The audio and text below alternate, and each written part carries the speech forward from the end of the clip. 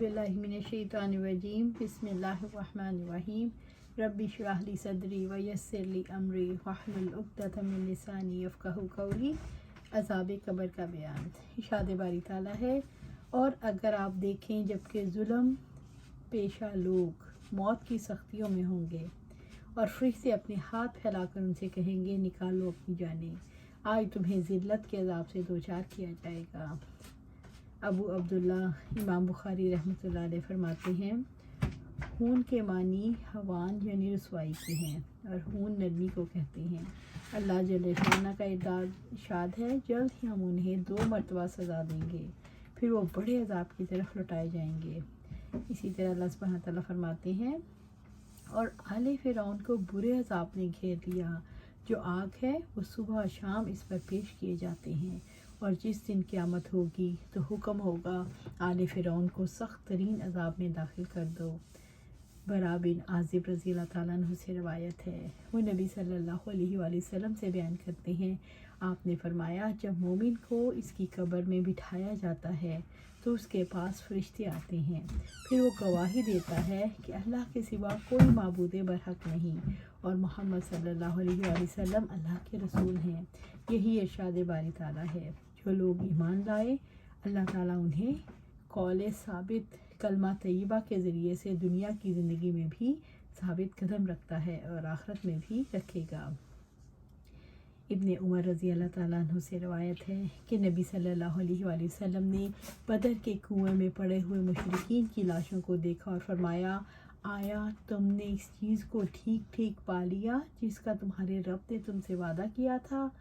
आपसे अर्ज़ किया कि आप मुर्दों को आवाज़ देती हैं, हालांकि वो तो सुनते नहीं हैं।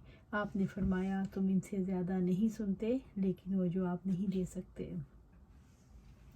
आयशा रज़ी अल्लाह ताला से रवायत है कि आप सल्लल्लाहु अलैहि वसल्लम ने कलीबे बदर वालों के मुतालिक फरमाया, अब उन्हें इल्म हो गया कि मैं जो कहा करता था वो हक़ था। इशारे बारी ताला है, आप मुर्दों को नहीं सुना सकते। आयशा रज़ी अल्लाह ताला से रवायत है, एक यहूदी औरत उनके पास आई और उसने अज़ाब कब्र का ज़िक्र किया तो कहा कि अल्लाह ताला आपको अज़ाब कब्र से महफूज रखे। उम्मुल मोमिनीन हज़रत आयशा रज़ी अल्लाह ताला ने आप सल्लल्लाहु अलैहि वसल्लम से अज़ाब कब्र के मुतालिक दरियाफ़्त किया तो आपने फरमाया, हाँ अज़ाब कब्र पर हक़ है। आयशा रज़ी अल्लाह ताला ने फरमाया, इसके बाद मैंने आप सल्लल्लाहु अलैहि वसल्लम को देखा, वो हर नमाज के बाद अज़ाब कब्र से पनाह मांगा करते थे। अज़ाब कब्र रूह को होगा या रूह और जिस्म दोनों को? हमारे नज़दीक अज़ाब रूह को होता है, लेकिन रूह का आला कार बनने वाला जिस्म भी इससे मुतासिर होता है। बाज़ का ख्याल है कि अज़ाब कब्र मिसाली जिस्म को होगा। आलम मिसाल आलम अरवाह से ज़्यादा कसीफ है और आलम अशजाज से ज़्यादा लतीफ़ है। हमें मिसाली जिस्म के फ़लसफ़े से इत्तफ़ाक़ नहीं। अलगर अज़ाब का कुछ हिस्सा कब्र से शुरू हो जाता है, जो जहन्नम में दाखिल होने से मुकम्मल हो जाएगा। अल्लाहु आलम। हज़रत अस्मा बिनते अबू बकर रज़ी अल्लाह ताला से रवायत है, उन्होंने कहा, एक दफ़ा आप सल्लल्लाहु अलैहि वसल्लम खुतबे के लिए खड़े हुए तो आपने कब्र के फितने का जिक्र किया जिसमें आदमी मुब्तला होता है। जब आपने ये जिक्र किया तो मुसलमान चीखें मार मार कर रोने लगे।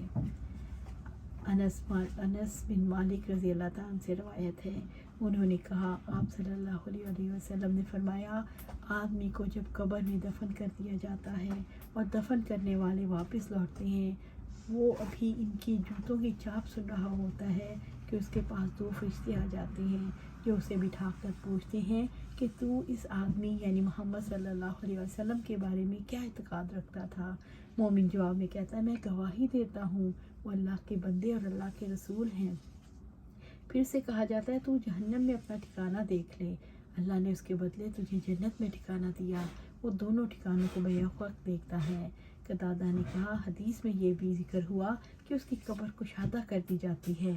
फिर उसने हदीस अनस की तरफ रुजू किया और फरमाया, जब काफिर और मुनाफिक से सवाल किया जाता है तो इस शख्स के बारे में क्या इत्क़ाद रखता है, तो वो कहता है, मैं कुछ नहीं जानता, जो कुछ लोग कहते थे मैं भी वही कुछ कह देता था।